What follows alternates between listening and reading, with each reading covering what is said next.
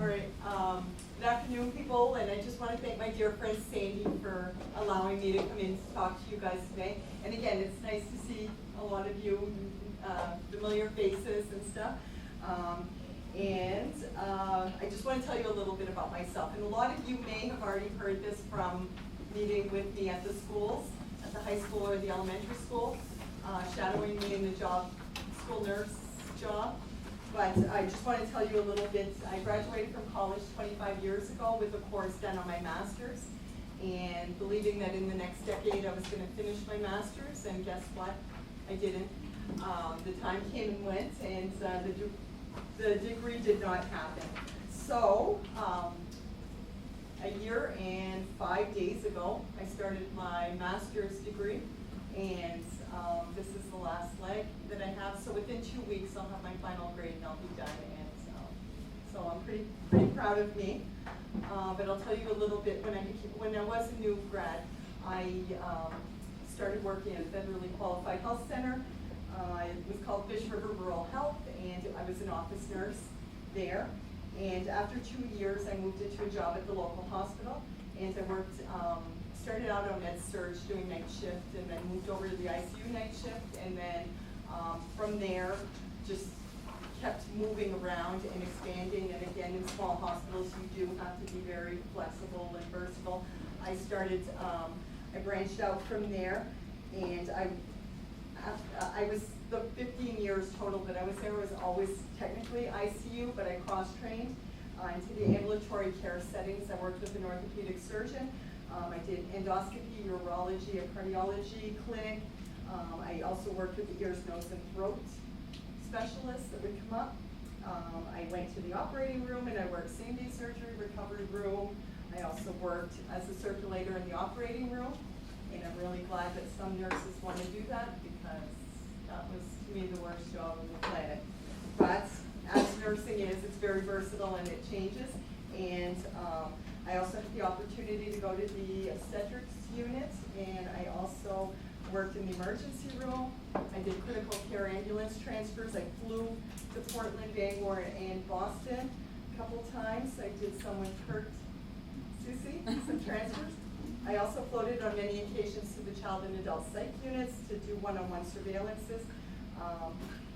And in all of that training, in all of that experience, I had to have certain trainings under my belt. So I was certified in advanced cardiac life support, in trauma nurse core course. I was a certified instructor for the pediatric advanced life support, neonatal advanced life support, and nursing has been a very rewarding career for me in so many ways. It truly makes you appreciate your life and everything you have in it. And, so on October 18, 2018, 1 year and 5 days ago, I began with my first of 12 master's courses. In 2 weeks, I'll finish earning the degree that I've wanted for over 2 decades. And I have enjoyed these 370 days, but I'm ready for a break. So I think if they say if you did one more class, we'd give you your doctorate, I say I'm all set. Yeah, it was only that easy. Right. So I'll move into my PowerPoint presentation.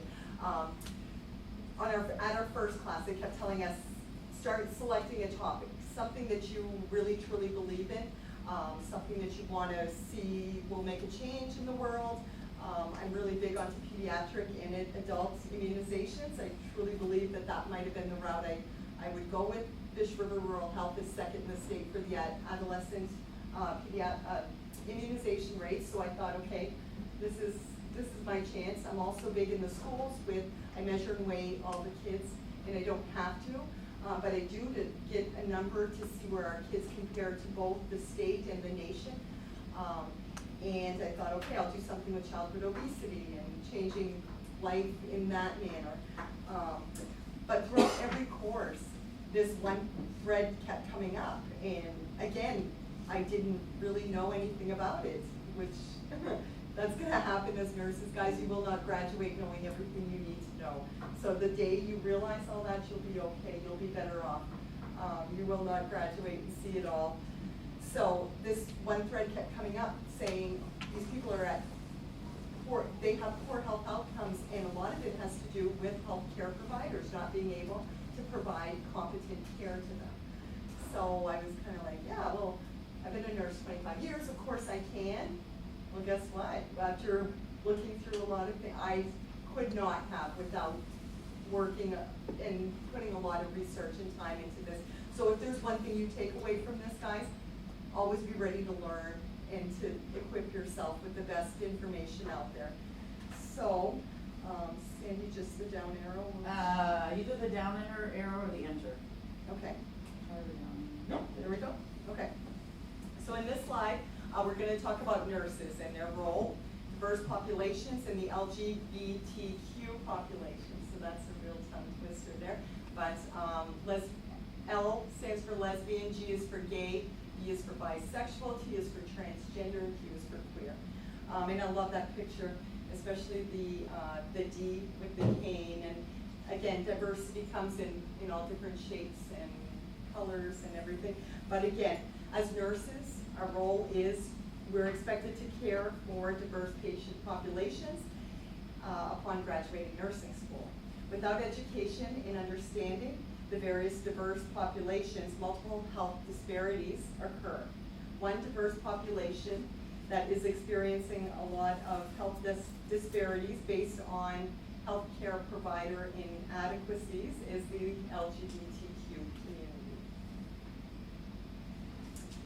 This slide, we're going to look at health disparities, talk about social, economic, and environmental. So what are health disparities? Health disparities are a particular type of health difference that is closely linked with social, economic, and or environmental disadvantage. Health disparities adversely affect groups of people who have systematically experienced greater obstacles to health based on their race, their ethnic group, their religion, their socioeconomic status, their gender, their age, their mental health status, their cognitive, sensory, or physical disability, their sexual orientation, gender identity, or geographic location. There may be other characteristics that historically linked to discrimination or exclusion, and that's what a health disparity is. So what is unique about a health disparity? We're going to talk about preventable, opportunities, and optimal health. So do you know what is unique about health disparities? The uniqueness is they are preventable. Health disparities are preventable differences in the burden of disease, injury, or violence that is experienced by socially disadvantaged populations. So we'll look at the trajectory of health equity as it relates to health disparities. And again, the Affordable Health Care Act is attempting to do this. It's attempting, people think that it costs more to not buy insurance or not take good care of yourself, and that's exactly the opposite of what this is saying. Just by dividing up power, resources, educating people, your cost in the long run is decreased medical conditions because people will take better care of themselves and use better behaviors that lead to more optimal health than those that don't. So we'll talk about culturally competent healthcare, values, beliefs, and behaviors. So what is culturally competent healthcare? Cultural competence in healthcare describes the ability in healthcare to provide patients with diverse values, beliefs, behaviors, including tailoring delivery to meet the patient's social, cultural, and linguistic needs. So in order to do that, practitioners must understand the cultural context of the target community and have the willingness and skills to work within this context. This slide looks at the social determinants of health. I'm not sure if you guys have heard of that before. There's 5 different variables that all roll around each other, and each one has a different effect on each other. And if you look at these, you've got economic stability leads to neighborhood, and environmental leads to health and health care, leads to social and community context, which leads to education. And each and every one, there's no way to take one of these variables out and not affect all of the others. But the science behind social determinants of health is telling us where you live will determine how long you're gonna live, how well educated you are will determine how long you live, your economic stability is gonna determine how long you live. So again, all of these are determinant on each other. So the LGBTQ healthcare, we'll look at the Institute of Medicine, the Joint Commission, and the Department of Health and Human Services, or DHHS. So again, what is the science telling us? So this is backed by government health initiatives such as Healthy People 2020, which is managed by the Department of Health and Human Services, and also backed by Centers for Medicaid and Medicare Services, CMS. That's who provides the funding for patients once they're 62, and they go on to the government's health insurance. So CMS has been saying this, and this is more than a decade coming out by these people. They started presenting and saying, listen, we need more healthcare provider education within our nursing programs. We need it in our medical programs. We need it in our dental programs. These people are failing, and it's kind of a direct result of healthcare provider incompetence. So the statistics. LGBTQ youth, smoking prevalence, and hormone therapy. So, while the leading cause of death, stunning statistics, there we go. LGBTQ youth are 2 to 3 times more likely to attempt suicide than their straight peers. That's something I didn't know. I had no idea that any of that existed. The prevalence of smoking is 27 to 70% higher among gay and bisexual males, and 70 to 95% higher in lesbian and bisexual women. That I had no idea of. Transgender individuals are at fear to tell symptoms that they might be experiencing to their healthcare providers because they're afraid that they're going to have to come off their hormone therapy. So that's another thing. Don't be the healthcare provider that doesn't ask patients about all of their symptoms. More statistics. We'll talk about male, the HIV and STIs, which is sexually transmitted infections, drug use, alcohol abuse, and smoking prevalence. While the leading cause of death in American males continues to be heart disease and cancer, gay, bisexual men and men who have sex with men continue to lead the nation with HIV and other sexually transmitted diseases. While they continue to have the highest rates of drug use, smoking and alcohol abuse, and depression, all of which are symptoms for heart disease, they continue to die and lead the nation in the highest rates of those findings. So again, high smoking prevalence. One study I read linked it to clubs, and this is where they feel safe. It's a safe haven, gay bars. I mean, we've all heard of them, and whatever. They congregate there, and they all smoke, and they all drink, and they all do drugs because they feel okay about themselves in that environment. So that's one thought as to why the rates are as high as what they are. And more statistics. We'll look at obesity, smoking, and stress. Lesbians and bisexual females have higher rates of obesity, smoking, and stress, all of which are risk factors for heart disease, which is the leading cause of death in women. Are we seeing a trend as to how these social determinants of health are linking to these health disparities and the worsening health conditions? And then even more statistics. We'll look at pregnancy, cancer prevalence, and screenings. Lesbian and bisexual females have higher rates of obesity. So they have higher rates of obesity, smoking, and stress, all of which are risk factors for heart disease, which is the leading cause of death in women. Lesbians and bisexual women are less likely to have had a full-term pregnancy.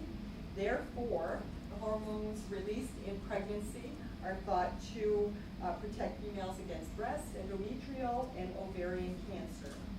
Therefore, they are less likely to have, they're more likely to have cancer of these organs, and also less likely to have the screenings for any of this. So again, screenings, we're finding out prevention is the key to optimal health. Pap smears and mammograms, they're less likely to have. And as a result, they suffer from cancers almost 4 times in the rates of heterosexual women. And even more statistics. We'll look at transgender persons, heart attack and stroke.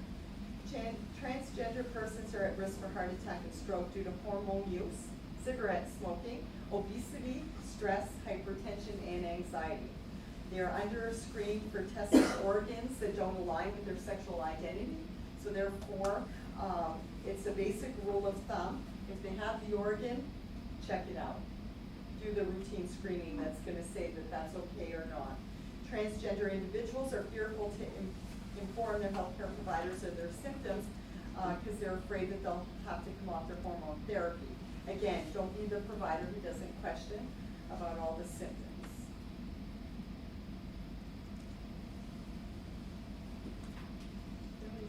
Yeah, it is.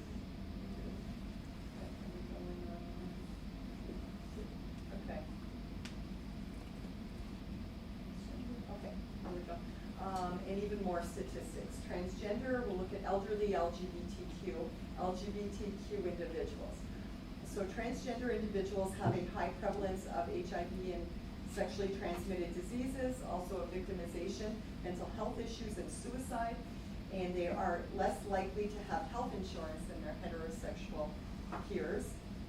And elderly LGBTQ individuals face additional barriers to health because of isolation and a lack of social services and culturally competent providers. The LGBTQ populations also have the highest rates of alcohol, tobacco, and other drug use. So now I'm going to outline my presentation. And again, I use the PICO. P stands for population, IA stands for intervention, C stands for comparison, and O is for outcome. So using the population, my population is you folks, UMFK nursing students.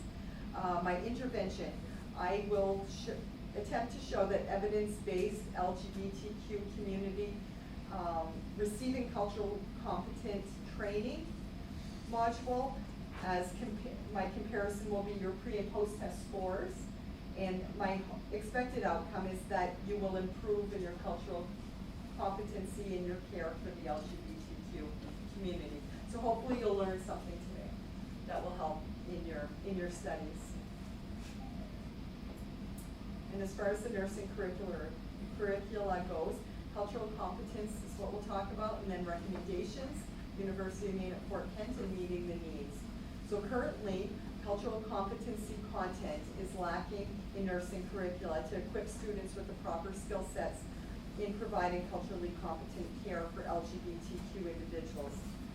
Because of that incompetence, the increased health disparities and the increased medical expenditures have happened because they're not getting the we don't have the education to give them the care, and they're just staying away because they find the health care is not caring. Thus, by utilizing the evidence-based practice change, this project integrated into the most up-to-date literature findings on LGBTQ cultural competency, which is aimed at increasing the knowledge of nursing students. I've also met with the professors of the UMFK nursing, discussed these concerns, and they found ways to intricate different threads into their teachings to provide you all with the threads and the knowledge necessary to competently take care of this cultural group. So without the proper knowledge, nursing professionals are unable to address the needs. And again, upon graduating, it's my hope that you all are able to care for members of this group. So the keys to success, less than 10%. We're going to examine our own biases. We'll look at the MMWR, or the Morbidity and Mortality Weekly Report, and then increased education is the key. So, all right, in a study by Emily Winter that was done in 2012, she found that less than 10% of all medical students and public health care programs taught anything about LGBTQ cultural training. So it was her goal to start, and she started the push in the Institute of Medicine in the Joint Commission. The Joint Commission is responsible for funding hospitals and other healthcare agencies. So again, until your funding is threatened to be cut, you usually don't do a whole lot. But that's where the Joint Commission stood in the hospitals and said, listen, we're not doing anything good for these people. So that's one of those findings there. In 2011, the MMWR referred to healthcare disparities and the differences in the health outcomes, and noted that it had a negative impact on life expectancy. Their morbidity and quality of life was decreased. So since then, they've made substantial efforts to reduce the healthcare disparities. But actually the science is showing us that although they've made all these, not a whole lot has actually happened. So again, the Fenway Health Institute is known for promoting culturally competent care. The National LGBTQ Health Education Centers have modules, training modules, and it's suggested that nursing students and nursing professionals and medical professionals should go on there and try to make themselves, bring themselves up to date in meeting the needs of this community. So education is the key. And then, goal for you. I'd just like to add a few statements that's going to pull this all together. I think you can appreciate from my introduction that I've achieved a level of clinical experience and comfort in my knowledge and skills that any nurse would be proud to claim. However, the more I learned in nursing, the more I realized I don't know. I've always strived to learn more and to continue to refine my practice for the betterment of those in my care. With that being said, I feel confident that you will all embrace learning as a lifelong goal, and that you will work with the ever-changing and evolving world to change the healthcare tides, to give positive outcomes to your patients whenever you can. So provide culturally competent care that's comprehensive and preventative to all that you encounter. Remember that your introduction with a member of the LGBTQ community, your introduction sets the stage. So just remember that. If the person is offended by you, they probably won't tell you a whole lot. So again, take the time to research, watch videos, constantly look to refine and augment your own learning. You won't be taught everything you need to know while you're here in school. The onus is on you to learn, and remember that you get out of it what you put in. So put your best foot in and actually jump in with both feet. And stay on the right foot with your patients, your families, and other members of the healthcare team. And my goals, opportunity, possibilities, passion, and change. When I leave Aspen University, I envision a world with many opportunities and possibilities. Public health, community health, administration, leadership, quality improvement, clinical nurse educator, and possibly faculty. However and whatever the possibility may be, I commit to retain my passion to change lives and reduce social determinants of health and improve health outcomes for all the patients that I come in contact with. And again, this final one, I just want to leave you that a leader is nothing without the support of the team that they're part of. And I don't want to hear anything from the Boston Red Sox. You went farther than you this year. And if you see the Boston Red Sox, she married in, like we kind of let her in. The rest of us are Yankees fans, so. And by the way, Yankees won this game. So anyway, go Nationals or Astros. And again, this was a picture that I found.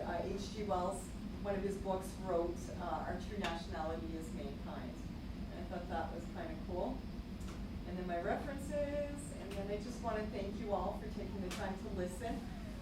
And I want to give you the post-test. So, in the